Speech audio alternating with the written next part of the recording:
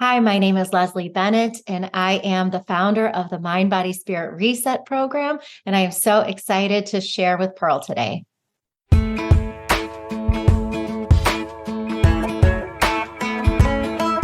Hello, sunshine. Good to see you again. Hey, everybody, it's Pearl. Welcome back to another episode of Conversations with Pearl. We are so excited to be here today. And I have a special guest. And you guys know I'm all about resetting your body, making sure you've got your body in tune and taking care of yourself. And that's what we're talking about today is those things. Like, how do you take care of yourself? And so our guest today is Leslie Bennett, and she is the founder of the Mind, Body, Spirit Reset program. Grace Studio is her professional home studio where she offers in-person and online movement and meditation classes, which I love meditation. You guys know that. Her program was designed for women who are entering new chapters of their lives, whether it's a new job, new baby, new city, maybe a divorce, empty nesting, or anything else that might be coming up to change your life, who want to leverage this time for massive healing and personal growth. Throughout her integrated practice of energy work, movement, meditation, mindfulness techniques, and reflection, Leslie guides women who are feeling lost, stuck, or overwhelmed and underwhelmed come out on top, feeling empowered, calm, centered, and inspired for that road ahead. Her mission is to help women prioritize ourselves, gain clarity around their hopes, dreams, and goals. She says, wherever you are on your journey, she is here to offer her support, challenge you, and inspire you as you move into this next chapter of your life. She has a dual bachelor's in dance and communication from University of Iowa, a NASM CPT, Yoga Moves certified, meditation teacher, and owner of the Grace Studio in Springfield. So welcome to the show, Leslie. Great to have you today. Thank you. I'm excited to be here. We are so excited to have you. So tell us a little bit about yourself. Where are you coming in from? And I'm in Connecticut right now, and it's snowing outside. So tell us what your weather's like. We're in Nashville, right outside of Nashville. So the weather here, you never know. If you don't like the weather, just wait 10 minutes. That's what they say. It changes all the time. So sounds like my hometown of Tampa, Florida. I left last week and it was like 29 degrees. And when I'm gone, it's hit to 82 and 90% humidity. So it's just crazy. You never know what to wear. I know. So Leslie, tell us, are you married, children? Tell us about your personal life. I'm happily married, a wonderful man named Mark, and I have a beautiful daughter named Harlow. She's 5.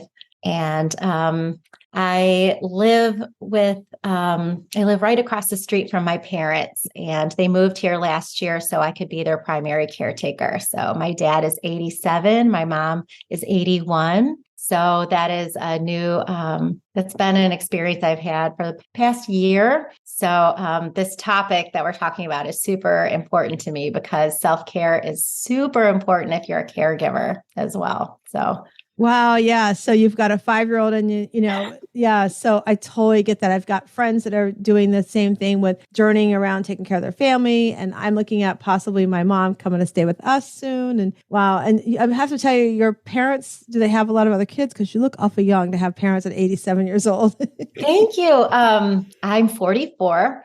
And my brother is 6 years older. And I just take care of myself, really. Thank you. I appreciate it. I work out a lot and I try to eat pretty well. So she's a practice what she preaches, sounds like kind of girl. So you guys are in for a great treat today. So Leslie, so tell us how you started on this journey of what you offer your clients today and where did that come from? Like, was there something that happened in your life that said, I need to make a change and this is where your path started? Well, looking back now, you kind of see how all of the pieces of my life led to this, if that makes sense. So, the journey started from day one, but when it became really obvious to me, I was a personal trainer here out of my home. And I started that business about 6 years ago.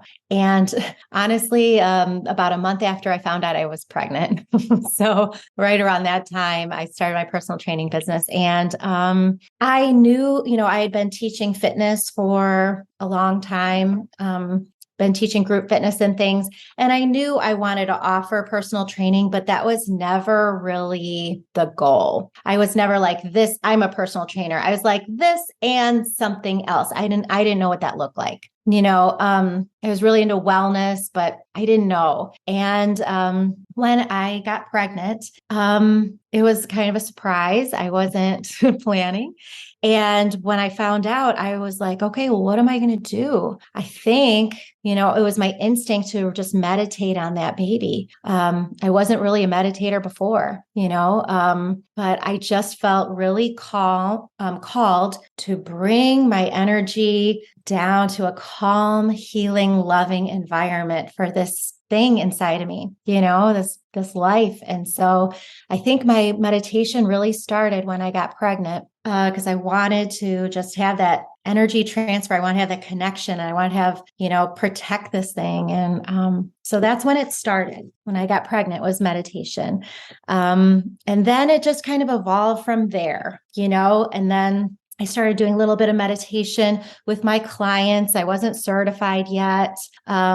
Just with a couple clients, didn't really just dipped my toe. And then once COVID hit, like so many of us, right? We're all locked in to our homes. And so that's when I really decided to go inward. And then I started meditating like a lot, hours a day. And then I decided to get certified in meditation because it was just life-changing for me. So that was the beginning.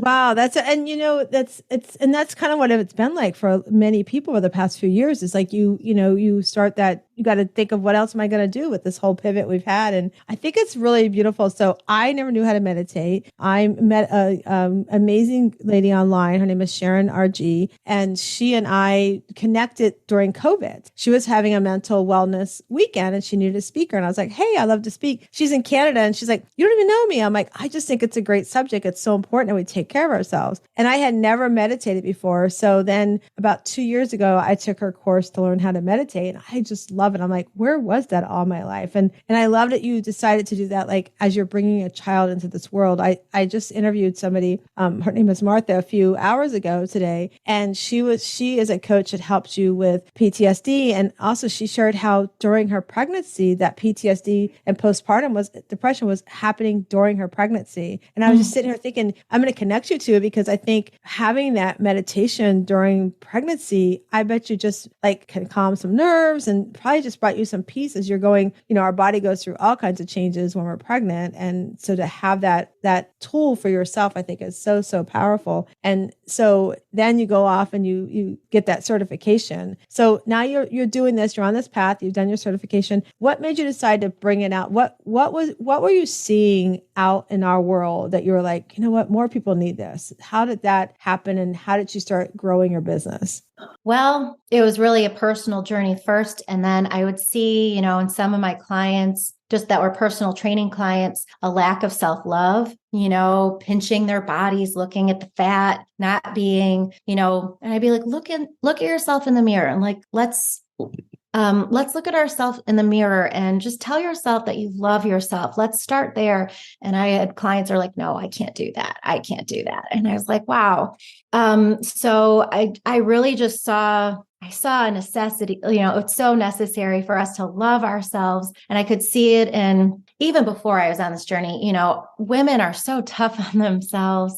We beat ourselves up. We're so like, oh, I'm not good enough. I'm not pretty enough. We compare ourselves. So there was a lot of that, and you just see that as a woman your whole life. So that's where it started. But I really went through a big healing journey myself. So through the meditation, I learned to just, sit and listen. And I did in the beginning, lots of guided meditation. I still love guided meditation.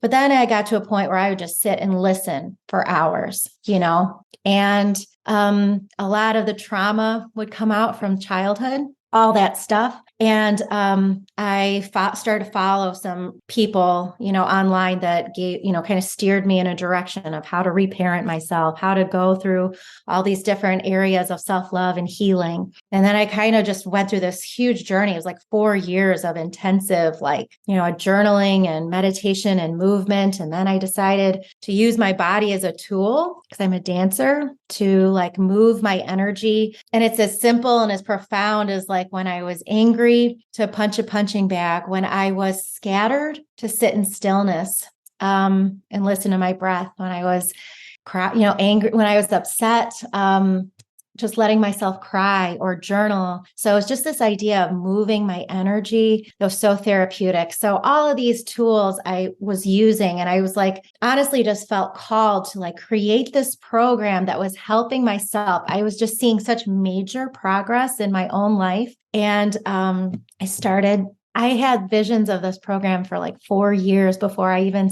really started doing it with other people. So it's been my own journey that I kind of solidified into something that is now an offering. So I just, so you said so much there. I want to unpack some of that because so that was amazing. So first of all, I want the listeners to understand and the women that are listening, did you hear a few different things there? First of all, Leslie talked about journaling. Like how many often do I say here, you need to journal, you need to let the thoughts out, you need to release it. And then how she talked about how Leslie, like you calm your body down. Like there's things we do that, and journaling can be that piece that lets you calm that body down, lets you calm those thoughts down. And then also near the end there, she talked about how she knew this was something she wanted to do. So I talk often about manifesting. So manifesting what you want and like seeing yourself doing that. I mean, how many times have you listened to the show, everybody? And I've said, where are you at? 1 year from now, 6 months from now, 1 month from now, where are you at? That's exactly what I love that you're sharing, Leslie. And that's what I talk about all the time for those that know is I have what's called the Shiro League. And we meet every Sunday evening from 8 to 9 p.m.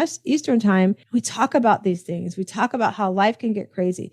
Life is not perfect. If anybody is out there as a coach and telling people you live your life 100% what you teach, please stop. Because it's not true. Because I'm sure if I ask Leslie, which I'm going to ask her right now, life's not perfect every day, right? absolutely not. Right. So we have to use, as Leslie does, and I do, use those tools to help us to get through the challenges that arise to us. And so Leslie, I just love that you shared those different tips are so powerful because when we can be stewards of our self-care, when we can learn to put ourselves first and use some of these tools that Leslie has shared, our life can be, it's not going to be perfect, but it can be so much more peaceful. And so Leslie, what I want to know is when you're working with your clients, like what are some of the top 3 things that you're seeing? You know, we've come through COVID. You created this during COVID. Now we've come out of COVID and we still are dealing with things to do with COVID. But what are you seeing? Would you say you're seeing the most struggle? Wait a minute. Before I do that, I want to go back to something. It just made me think. You talked about pinching themselves, the women that came in pinching themselves. I don't want to forget that. That was one note I just wrote.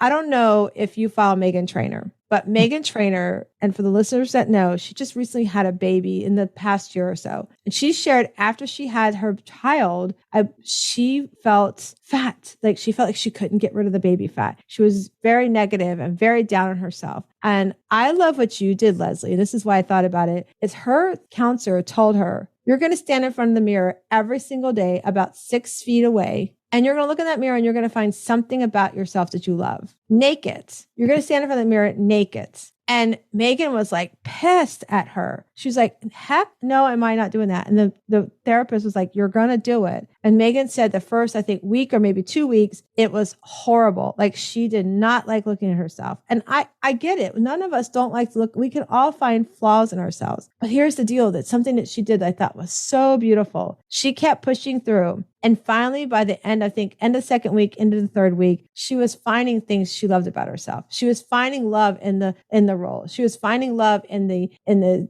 scars she had on her body. And I just loved it, Leslie. You said, let's go stand in front of the mirror. Who are you within? Because we're not just who we are on the outside. We're inside. We have something temporary meat suits. Right. I love that. Say that again. A temporary meat suit. Yes. I just love that. So Leslie, I just think it's so powerful you did that. And I think if women will just let you and others and themselves look in that mirror and just find one thing they love about themselves and just work on that one thing and say how much you love it every morning.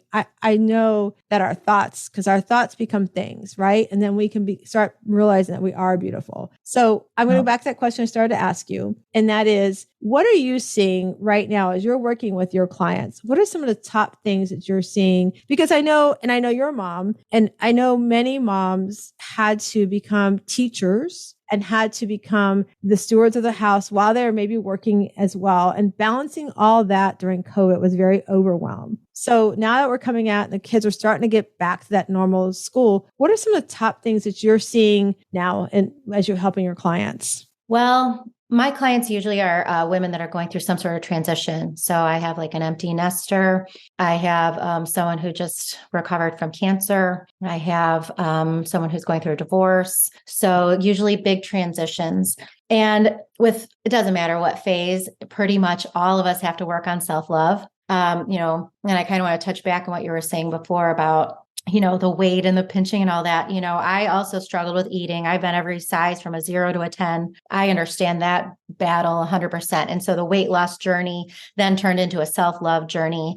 And all of us have a self-love journey of some sort. Even if you're the most beautiful woman in the world, I promise you, there's an insecurity there. So, and in my program and so many other wonderful therapists like the one that Megan Trainor has, that is a huge part of looking in the mirror and saying, I love myself. Find 5 things that you love about yourself. And I'll make you do it, so it's a 10-week program. I'll make you do it. I'll say, today, go do mirror affirmations. You have 10 mirror affirmations. Then we're going to go on a walk. You're going to listen to your positive affirmations, meditation. So every single day for 10 weeks, I tell you exactly what you're going to do. You're going to do this workout. You're going to tell yourself you love yourself. You're going to journal about this, and so it's totally spelled out. There's no guesswork. Push play, do what I tell you to do. But it's all the stuff that needs to be done. It's like, oh yeah, I know I need to do that. But unless somebody tells you to do it, sometimes we won't do it, and that's what I wanted to make is this like foolproof system. Just do what I tell you to do. If you do it, it will be just like Megan Trainor, it takes a couple weeks, it can be really challenging, looking at yourself sometimes in the mirror, but it's absolutely worth it. So anyway, everybody has self-love. Some people, depending on the situation, some people have trust issues from divorce. Some people, everyone's situation is a little different, but self-love is definitely the common thread, I would say. And also self-regulation, I would say. Oh, that's a good self-regulation. And that's my thing also. So I just want to say that I also have struggled with, anger. Like just when I think I'm so enlightened, couldn't be happier. Everything is perfect. I was at my very peak and I was like, I am on top of the world. And then I got the phone call a year ago to come take care of my parents. My dad fell. My mom's like, come out to Arizona. What do we do? And it was in the middle of COVID. And so I was like, I can't put you in a nursing home, in the middle of COVID, and you're not able to take care of yourself. And they lived all the way in Arizona. So I was like, let's sell this house. I moved them in with me until I could figure out what to do with them. And just when you're talking about manifestation, I'm a big manifestation person. It's all part of self-mastery, so manifestation is just one of the components of self-mastery. And I manifested a house across the street that went for sale that my parents purchased. And I did it in like 3 days. And if people haven't experienced the power of manifestation, it's absolutely a real thing. And I've done it time and time again with so many things. So it's not a fluke. Once you put it into practice multiple times, it's not a fluke. So anyway, that self-regulation piece is huge for a lot of us too. Just having the tools when you're triggered, noticing your triggers, and that could be triggers with food. It could be triggers with other people. If you have narcissists in your life, that's a big one for a lot of people. So everyone has different triggers. So then it's understanding what your triggers are, being able to harness your energy, take a deep breath to figure out, what tools and tricks work for you. So those are other things that a lot of clients find super helpful, and just the self-regulation of daily life, because everyone's going to be triggered with something, Yeah. There's so much crazy happening. There's so much crazy that happens. And I like the self-regulation than the self-love, because especially as women, we forget that piece. We think, we grew up, I'm 58 years old.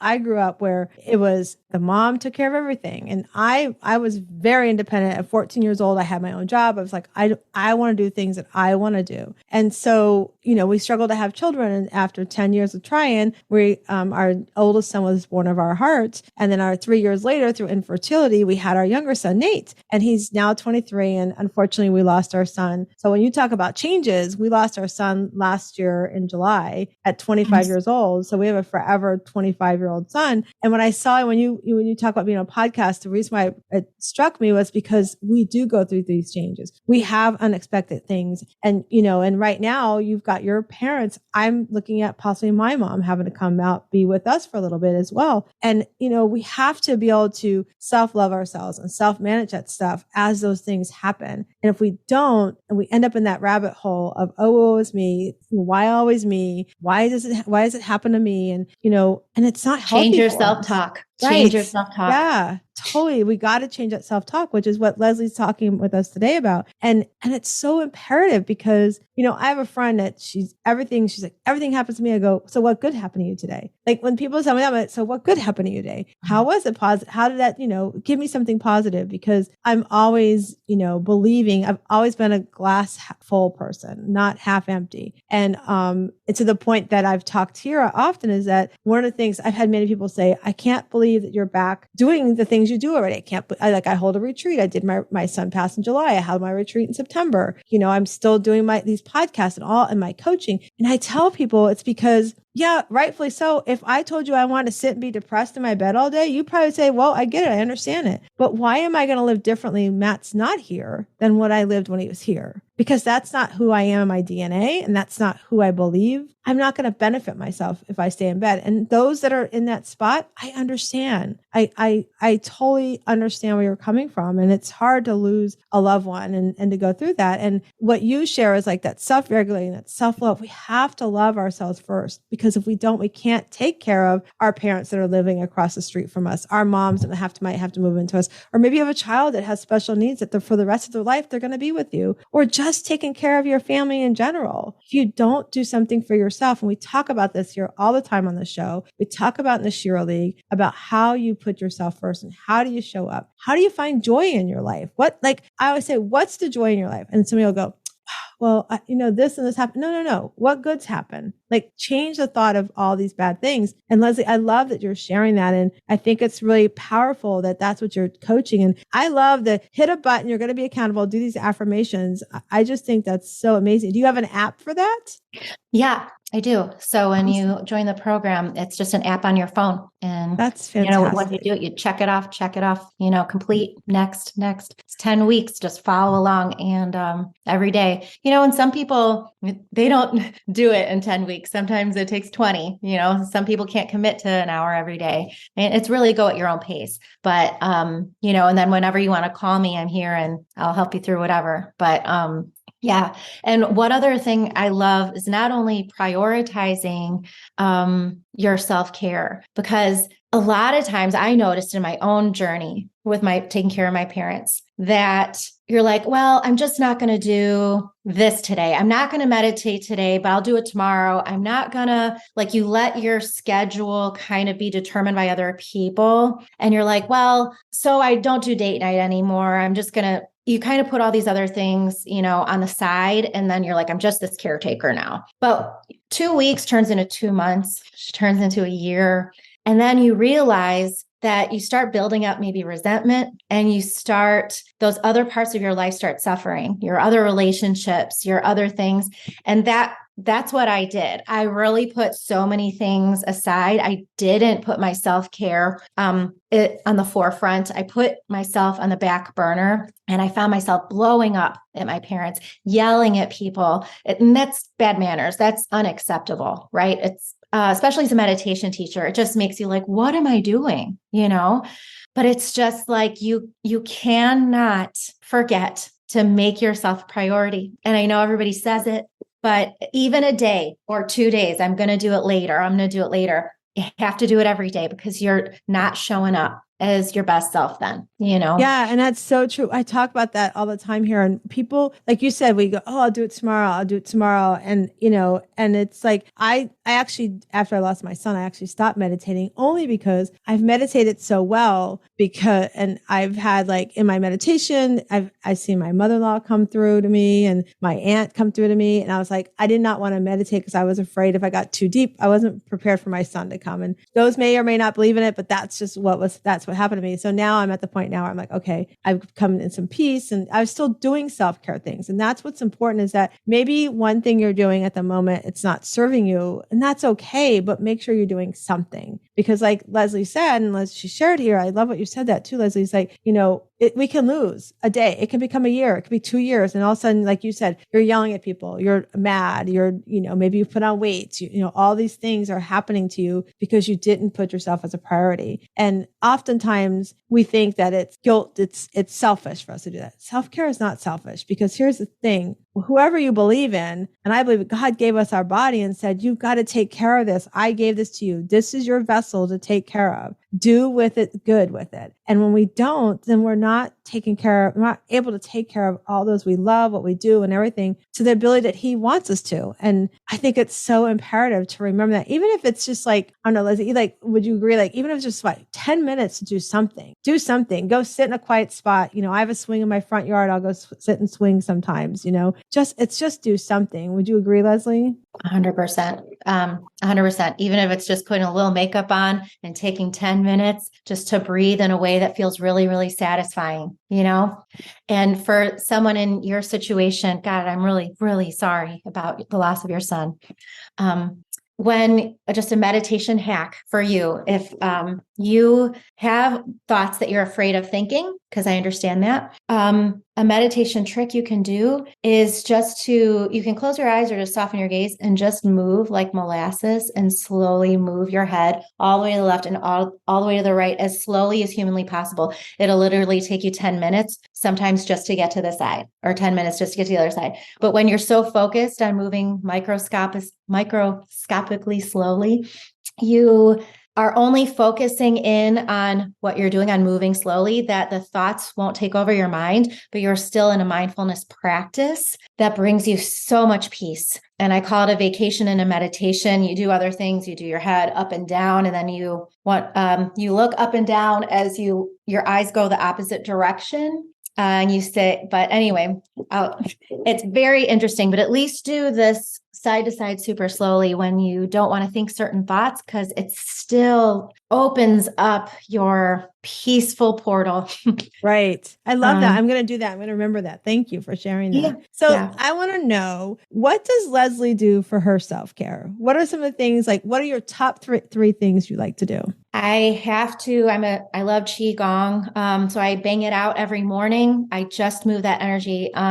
So sometimes I was saying I kind of have like a short fuse, or I get frustrated pretty quickly. I don't know why. That's been really in the past year or so so just standing and shaking for like 2 minutes, really shaking and banging it out. I have like a quick little 10-minute routine that I do, where I bang out, on your liver, you hold trapped anger, on your spleen, you have resentment. On your colon, you have shame. On your bladder, you have fear. So I bang on these points, and then I bang on my chest, just to invigorate my lungs. So I just do this little Qigong routine. I breathe in a way that feels satisfying. I give myself a hug. When I get ready, I always tell myself positive affirmations. I listen to all the woo-woo all the time. In my headphones as I go to sleep, I listen healing frequencies, or usually meditation, either by like Wayne Dyer, or I love Regan Hillier so much. So there's different people, but those are the main non-negotiables. I have to shake. I have to do Qigong. I always do positive affirmations, and I always listen to healing frequencies. So those are my main things. Journaling. A lot of times before I even meditate, another tip if people want it, I can't just sit down right away and just meditate. My mind is a little too scattered. I got too much like to-do lists and things like pay this bill, call this person. So I'll take my journal out and I'll just brain dump all the things that I have to do. What are the things that my mind won't stop thinking about? So once I get it on paper, then I'm like, now I can let it go, and now I can meditate, right? And sometimes I don't necessarily feel like just sitting in silence. If I don't want to do a guided meditation, I can just count my breaths. So before I get out of bed, I try to count 100 breaths. I had to start over 4 times today. It's not always easy. I challenged my mother to do it. She couldn't even get to 10. She got so frustrated. It's not easy, but I challenge everyone to do it because it forces you to make your mindfulness a priority. It trains your mind. And it's so true. Like when we create that, I love, so at night when I go to bed, I found on YouTube, it's the live ocean. It's like the ocean. Have you seen it? It's so No, but I do an ocean meditation too. I love the sound of the waves. Oh my gosh. It's so powerful. And my husband's always like, how come it's always night? I go, because it's night when we're going to bed.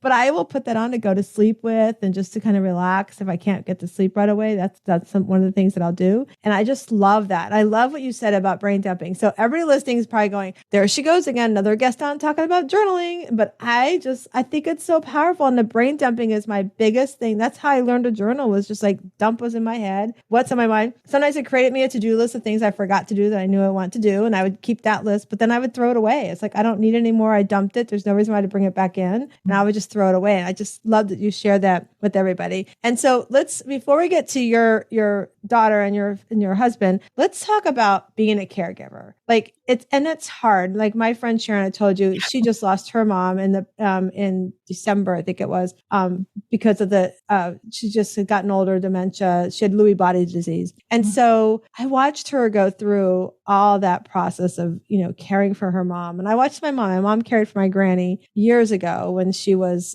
getting dementia and Alzheimer's. And so tell me, like, how are you balancing that? I love that you manifested them being across the street. I think that's so amazing. And then, you're trying to balance family, business, self-care, and then your parents. So what do you do to put boundaries around yourself to accomplish that and help them at the same time? That is always being tweaked. It's always being adjusted. Have I perfected it? No, but it's always in the forefront of my mind. How can I do better at these boundaries? One is limiting my time. So my parents also have Alzheimer's, both of them, and not so much dementia, just Alzheimer's, just very forgetful. And and they're going to watch this later too. So it's just funny, but so my mom will forget that she'll approach me with bills, and she'll do it all the time. Like, I need you to pay this one and this one. And so I like to say, we're going to do that on Sunday. We're going to do that on a certain designated day.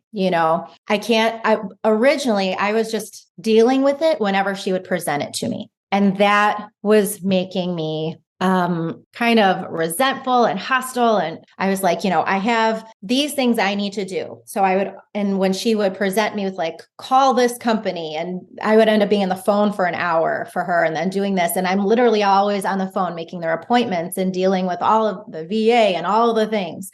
And when I have to designate my time better. And I have to remember that the boundary can be set while still being kind.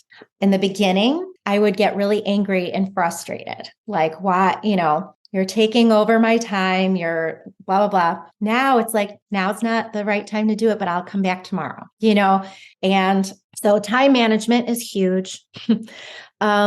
Also, remembering to say calm, cool, collected, and kind. I go back to my little affirmations all the time, my breath work practices, my tapping. Like, I have my entire program is just all these little tools that I consistently resort back to all day long that just help me show up as a person that I'm proud of versus the times that I haven't been, so I learn. And the most important thing is to have grace with yourself. I called my studio Grace Studio because in this whole process, it's so important to have grace with ourselves through this and not to expect perfection and not to beat yourself up because you yelled at somebody, apologize, and then do better. Recognize where you had shortcomings, have grace with yourself, start over. Every day, I say this all the time, every day is your reset. Every day you can start over. It doesn't have to be New Year's. It doesn't have to be, April 1st, which is the real New Year. It could be right now, So that, I guess those were my main things.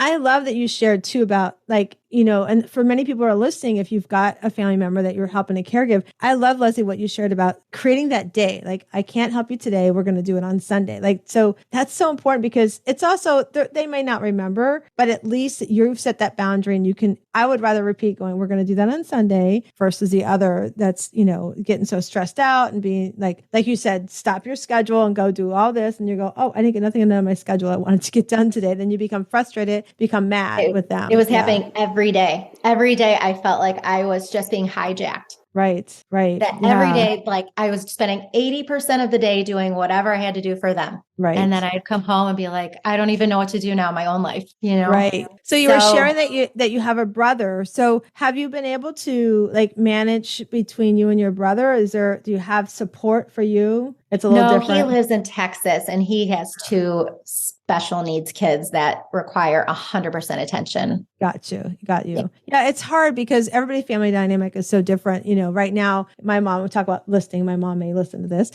We have some concerns about her being on her own. And she's like, you're not going to move me from where I am. I'm like, we're not wanting to move you from where you are. We want you to be safe is our goal, you know? And so we're all scattered. I'm in Florida. My brother's in Nevada. My sister lives there, but her health is not great. So yeah, I'm glad you set boundaries. I'm going to remember that. I'm going to share that with anybody I know too about creating a day to go, on this day, we'll take care of everything my family member needs taken care of, because I think it's really, really powerful. So now I'm going to get to the difficult one. And that is, how do you create boundaries and self-care as a mom? So I always share the story that my sister-in-law, I went to go visit her and my brother one year, and she was like, come on, Sean's going to go put his clothes away. And he was only like 4 years old. He wasn't even in kindergarten yet. I'm like, he's going to put his clothes away? She's like, yeah, he's going to put his clothes away. Okay. I'm like, let me go see what happens when Sean puts his clothes away. And we went upstairs and literally he was putting him in the bottom dresser drawer. And she's like, listen, I know he's not going to fold him. He's not going to be perfect, but I'm teaching him how to take care of himself and understand that I'm his mom. I'm not his maid. And that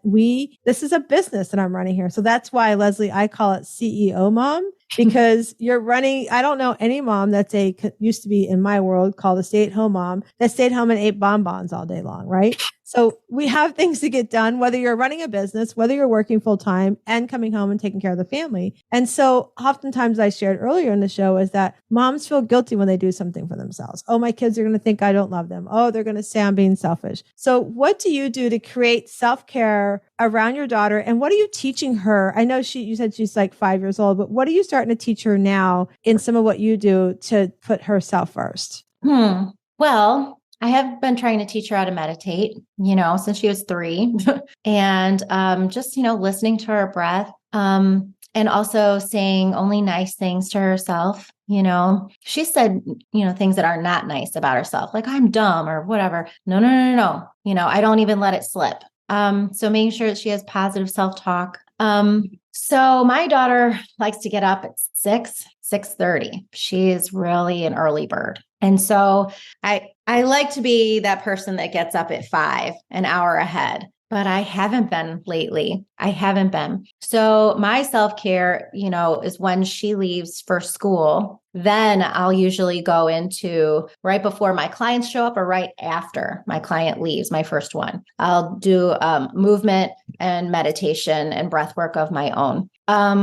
Before, I do my client or right after. So those are self-care things that I do for her. She is so young. So I would say really, I love the CEO mom thing. I have been teaching her all those same kinds of, ideas for our house. She helps me clean up and take out the trash and do sweeping and laundry. She helps me fold. Her folding's not as very good, but that's okay. We're learning. And so I think it's funny. I was listening to a mom at the park the other day, talking to another mom. She's like, oh, I do the gentle parenting and I don't tell my child no. And I was like, oh gosh, that's not me. I tell my child no all the time. So anyway, I don't know where I'm going with that, but well, I would say that in a few years, she's going to wish she told her child no.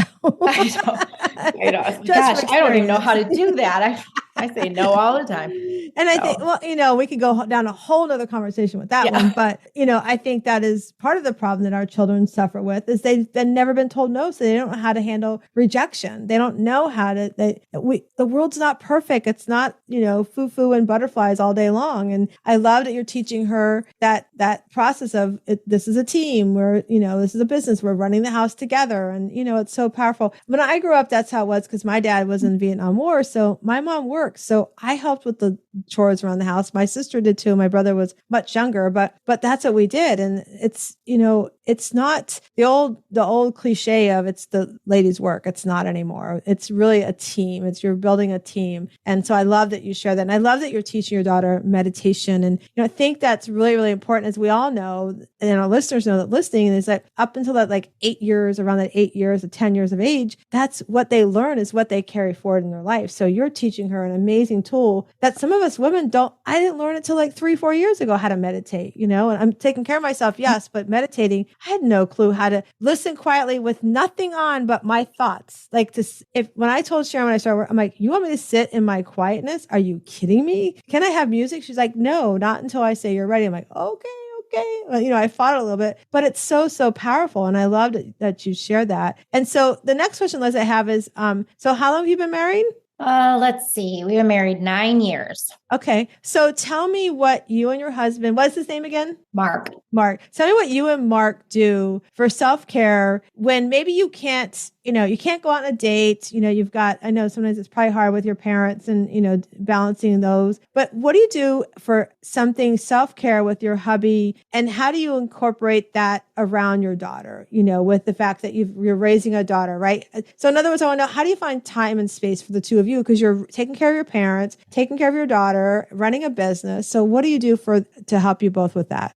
Well, once we put her to bed, we really just spend that next hour connecting. We'll put the boob tube on, but we'll just sit there and talk, and that's our time to connect. And, as silly as it sounds, I try to we send each other memes, like funny little conversations, and jokes throughout the day. You do what you can.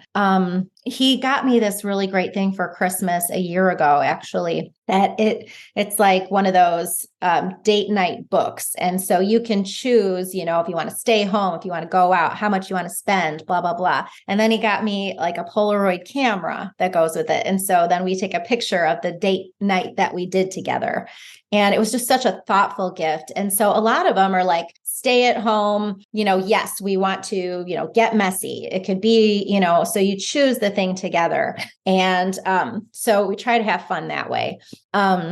And I just wanted to go back to that thing about with my daughter and parents giving their kids chores and stuff. I think it's also really important and imperative really to make sure that your kids feel like they're a necessary cog in the family. You know what I mean? Like a necessary piece of the family. If they just feel like they're like a guest in a hotel, they're not going to be building self-worth. Self-worth comes from doing things, I really believe that. So I love that my husband and I are really on the same page. And we try to do a lot of stuff as a family. Saturdays and Sundays, we do Pancake Sunday every Sunday. Like that's... Oh my God, my family does Pancake Sunday too. Oh, I love that. They're all grown, but yeah, that was us. It was Pancake Sunday.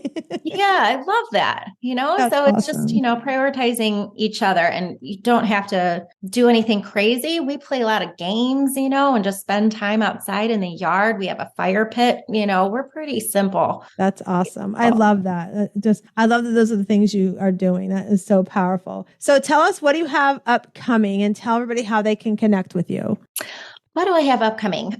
So I have, the Mind, Body, Spirit Reset program. I am currently taking new clients, if anybody's interested. So it's for women primarily that are going through major life changes. So new baby, new job, new city, divorce, empty nesting, whatever, losing a family member, So any big transition in life, and really the whole purpose of it is just to kind of figure out who you are at this juncture in your life, to recognize any patterns that you have, to kind of recalibrate, to learn some tools. How can I self-regulate? How can I heal how can I grow? What can I learn from being here? Like, how did I get here?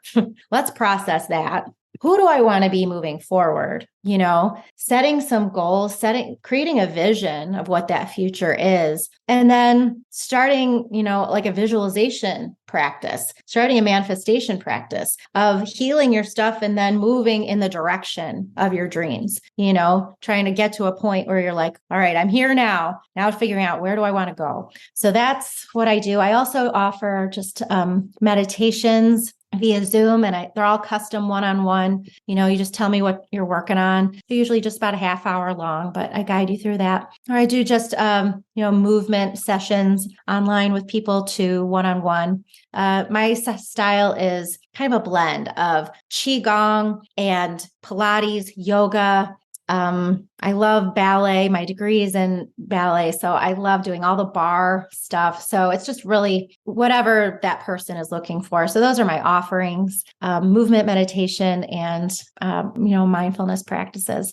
So that's awesome. And we'll make sure to put all the links, you guys, so you can follow along with Leslie and reach out to her. And so it's been so much fun having you on here today. But before and I just want to remind everybody, everything we've talked about today, I have what's called the Shiro League. And Leslie, it's for women that are looking for just support. We just come in and support one another. It's from 8 to 9 p.m. Eastern time. You can be a mom. You don't have to be a mom. You can be married. You don't have to be married. Wherever you are in your life, you just want to be surrounded by women who are looking to put themselves first, looking to build their self-care, looking to celebrate their joy in the life, looking to overcome the challenges in your life. Whatever that is for you, we don't want, my goal is not let women feel alone. My background is that for many years, when we left Virginia to come to Florida, I put my kids first for so many reasons that I forgot who I was. And when it hit me that, who am I? They're starting to grow up and they're going away. And I'm like, where am I at? Where's Pearl? And so that's where the Shiro League came from, because I found I wasn't alone. I wasn't the only one who thought I had to do everything. And my husband does like equal parts of everything. He does the dishes. I put him in the dishwasher. We clothes, laundry, everything. We're partners in everything. And that's how we raised our boys too, because we wanted to make sure our boys knew that, the wife is not in charge of everything, that it's a business together that you're partners in. And so the Shiro League came out of that. And then it grew into our retreats. We do an annual retreat in September and we have 8 spots left. We're going to the Gulf Shores of Alabama. You hang out in your PJs, no makeup the entire weekend, September 14th to 18th. And we just work on self-care. We have great speakers. Spend some time on the beach, enjoying the Gulf Shores. And our house is such a gorgeous home right on the beach this year. So I'm so excited that you were with. Yeah, it's amazing, Leslie. We'll have to share it with you and check it out. But it's hard. We get busy in our lives, and being a mom, running a business, taking care of our loved ones, and it can be hard. And we have to remember to reset and take care of ourselves. So I'm glad we talked about this today, Leslie. I think it's really powerful information that you shared, and I know everybody's going to reach out to you. And so Leslie's already been warned. We're going to do the cards today. So I'm going to shuffle the cards and she's going to tell me when to stop. So here we go, Leslie. Tell me when to stop. Stop. Okay. Let's see what she has. Oh, so Leslie, your card says, where will I go from here? So where are you going next? To pick up my daughter. Just kidding. Where am I going next? I see myself just growing in my business, just growing in my relationships, just at wherever I am in this moment, just building on this foundation that I've built. So, I'm just going towards the light. I'm going towards love and peace and higher consciousness. And, I just want to help as many people that I can. That's where I want to go. It's just to be of service. So I love that. And everybody, if you're watching, if you're listening, you're not seeing it. But the one thing that I loved about having Leslie today is she has a beautiful smile, and you get to see the love she has for herself and for what she does. And so I hope you reach out to her, and I hope you connect with her, and when you watch it, you'll see what I'm talking about. But it's been amazing. I've loved having you on, Leslie. You're welcome. And before we go, I want to remind everybody, I'm in Connecticut, so I don't have my oyster with me. So I'm going to use my hands back to the old days and remind you that you come into this world, you're this little oyster, you're a little sharp, rough on the outside, but on the inside, you are the inner pearl. And so I hope you go today and put on your cape and find your inner pearl of greatness. Have a great day. Thanks for listening. thank you. Thank you. Hi, my name is Pearl Sharenza, and I'm with Women Successful Living. And I want to tell you a little story. You see, once upon a time in the middle of COVID, I noticed that more and more women were overwhelmed. We were having to balance households. We're having to become teachers. We're having to work our job while we're trying to become a teacher. We were sitting in our home with our children and our spouses or our loved ones and feeling overwhelmed. We were lost for where we're going to find space in our own house. So I was feeling that this overwhelm was stressing women out more, that they felt like they could not have a Calgon take me away moment. They felt like everywhere they turned, somebody in the house would find them, or their job wanted them on another Zoom meeting. And I just felt so sorry for these women as I spoke with them and felt the pain because I too was feeling sorry. I was feeling sorry that I couldn't go out and do the things I love to do. I could go out, yes, and take a walk and sit on my front swing, but I couldn't go to the community meetings and the fundraiser functions or go have lunch with a friend or go to the movies with my husband or just take a moment away from everything that we're responsible for as moms and wives in our homes, right? You become that CEO mom and you're running a household. But then if you're working outside of the household, not only are you a CEO mom, and if you're asking what a CEO mom is, that's a mom who is running the household. Because let me tell you, you're not sitting around eating bonbons every day. You truly are running a business of the home. But then maybe you also work outside of the home. And here you are, you're trying to balance working in the home, working outside the home. And then maybe you have children and you're having to learn how to become a teacher because bless our teachers, they're trying to learn a whole new way of teaching through Zoom. And so as I spoke to the women in my community and my clients, I found they were also feeling all this overwhelm. They were becoming stressed. They were sitting in the home with all their children and their spouse, and they're going, I'm with you 24 hours a day, 7 days a week. I love you, but I don't love you that much. Were you feeling that way too? So I found as they were feeling this way that I had to do something. And every day, about a month after into the pandemic, I decided to try something new. I decided to create a space where we could meet via Zoom. And yes, I know another Zoom meeting, really, Pearl? But I just knew that was the only way that we could get together. And the rule was you had to go in a room where you could put a note in the door and say, I'm on a break. I'm on a timeout. Whatever you want to call it, you can make that note on your door. Because really, we have to take time for ourselves in order to really take time and care for our family, our loved ones, and our job the way we know we want to and we need to. So what I did is I created what we called our self-care Sunday evening. And it actually became Sheroes is what we ended up naming it. Because we as women, we are the hero of the house. We're the hero of everything we do for our family, our friends, our job, whatever that is that you're responsible for, right? But are you really the hero for yourself? So that became important to me. So one day I decided I want to pour into these women. So I brought them together on a Zoom meeting. We met Sunday evening, 8 p.m. We finished up by 9 p.m. We just had conversations. What was challenging them? What was the pandemic bringing up for them? How were they doing mentally? Were they doing something to take care of themselves? And if you heard me before, I say bathtubs and taking baths are not self-care, but really during the pandemic, sometimes that's all you could do was get in a tub with bubbles and take a few minutes for yourself, right? So as we poured into them, I noticed that they were starting to enjoy the self-care. They were starting to be less stressed. They were starting to communicate better with their family and their loved ones because they could communicate why they were taking time for themselves. They were able to communicate that it's not that I don't love being with you. It's that because I love you so much, I need time for myself. So on Sunday evenings, we worked on things about self-care challenges. We created a challenge of self-care where every day they had to do something. It could be something that took them 1 minute, or if they wanted to, it could be something that took them an hour. But it was their job to do something for themselves every single day.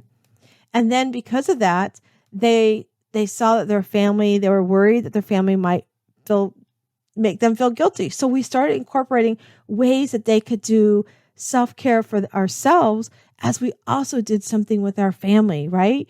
So In some cases, we found that we had moms sitting and just watching TV, silly cartoons with their children. That's self-care, right? Or maybe playing a puzzle game or putting a puzzle together. And then when it came to their spouses, we found that they were sitting and finding movies on Netflix or playing cards, or even we gave them a challenge. We have a friend that has these great cards. They're called Better Questions, Better Life. We even would pull a card and have a discussion with our loved one around that card. And then as they were working from home, some of our professional women were finding that their jobs were having much more demand on them, but because they were home, they could actually kind of have more time they could grab for them. Oh, well, you're home all day long, so you really don't need to take a break. So they started finding that some of their jobs and their bosses were expecting them to give more. So we talked about how to set boundaries around our schedules. We talked about how to set boundaries around how much we want to be on Zoom. And as we did that, we found that the women were less stressed and they were actually performing their job performance better. They were having better and more improved relationships with their loved one, with their children. And some of them also had family that were in nursing homes. So we were creative on how to spend that time with their loved ones, but also making sure that they were taking care of themselves. So as we did this, I saw that it was a need that needed to continue. So even though the pandemic is, as we know it today, is over, I found that the women loved this so much, we needed to continue this. And who knew that 3 years ago when I started this, that it would grow into what we have today, this amazing community of women that we still meet every Sunday evening from 8 to 9 p.m. We talk about things that bring us joy. We talk about challenges we're having in our lives. We're talking about things we're having to overcome. We have some women that are struggling in their marriages. We're talking about how we pour into them and how to help them work through communication. We have amazing, amazing guest speakers that come in every month. We've had Jane Pilger come in and talk up to us about our mind and the neurological part of our mind when it comes to our eating and our health and sugar and how it affects our body. We've had Seth Santora come in and talk to us about the SMILE method and how we have things such as just the smile within us that can make things like mock acceptance, where we're accepting things because we think we have to accept them. Like, for instance, my loss of my son, Matthew. I never knew that when I created this group 3 years ago, almost now, how much I needed these women. And because I have this community of women around me, I met Seth, and Seth taught me about mock acceptance. And he taught me that, yes, I was accepting the loss of my son, but I wasn't truly believing that he was lost. And I was sort of like going through the motions. So ever since I have put this group together, this community of women, we have watched the women flourish. We have watched them have less stress. We've watched them communicate better with their loved ones. We've watched them put boundaries around their self-care so that they can achieve the things they want to, so that they can put their cape on first as they pour into their family even better. And ever since we've started this self-care Shiro group, it has grown where we now at our retreats, we have women joining us during our retreats. We meet every year. We have a retreat in September. It's a pajama retreat. You come in your PJs, no makeup. You have about 4 days at the beach, sometimes the mountains, depending on the year. And we just have sessions and breakout groups on how do we improve on our self-care? How do we continue to communicate our needs to our loved ones? How do we find what our goals are and our visions are, and how do we bring those to fruition? Because how many of you ever sat back and said, I have this big goal and I really want to do it, but nobody believes I can do it? I want you to know that we believe in you and we know that you can do it.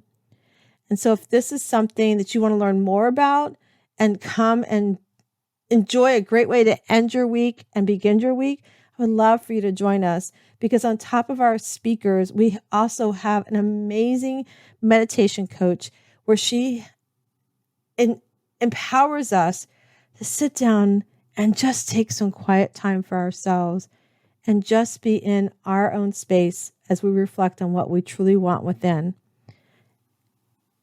And I am so honored to watch the progress and the growth that the women in this community have accomplished. And I cannot wait to see what's coming up for all of them and hopefully for you. And if this is something you would love to learn more about, I would love to invite you to come and visit us one Sunday evening. Like I said, it's a great way to end your week and a great way to start your week. What better to know that you've got a balcony of people sitting and waiting for you to join them, have a cup of tea maybe, and just do some laughing, maybe a little crying, but no matter what, know that you've got a girlfriend there to have your back. So if you're ready to check out the Shiro League, I would love for you to join us.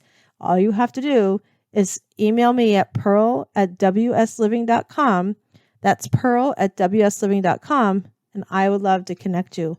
I hope today you know that we've all come into this world. We're a little oyster. We might be a little rough on the outside, but on the inside, you have a pearl.